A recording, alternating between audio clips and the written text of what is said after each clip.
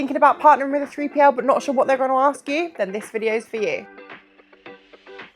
So as an account manager here at Hutch, here are some of the questions that we might ask a new brand during the onboarding process. So we're probably going to ask you what your order volume is, I guess, so that we can kind of assess and understand your needs. Also to understand what your peak is. A lot of people tend to think that that's around Black Friday and sort of Q4, but actually a lot of brands have their peak during the summer, especially if they're a swimwear brand, for example. So arguably one of the most important questions that we actually ask a new client is their stock barcoded? This is super important so that we can have as much accuracy as possible, especially with our QC checks at the time of packing.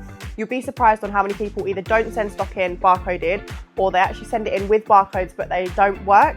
So top tip, always check in with your supplier to ensure that they are readable before headed off to your 3PL. A question that we often ask our brands is, does their stock need to be stored at a specific temperature? It sounds like a bit of a silly question, right? However, it's really important that we know this before stock is sent into us so that we can ensure that it's being stored correctly and at the right temperature. So do you know the weight of your dispatches is another common question that we will ask our brands. Again, sounds a little bit odd, right? But actually, especially for international shipping, it can really dictate the pricing. Also something to be aware of is if they're being charged volumetrically and dead weight as well. Another question that we often ask our brands is who's going to be our main point of contact, i.e. do you have a customer service rep? Will it be you guys directly? Do they understand the system? It's really important that everyone kind of works collaboratively together just to ensure that everything runs as smoothly as possible. Are you shipping D2C or B2B is definitely a question that we will ask you. D2C is more of your online e-com orders and B2B is your business wholesale orders. Depending on which one you're using will actually determine the different pricing structure. It's really important that you understand this and kind of understand in the ways and the different tariffs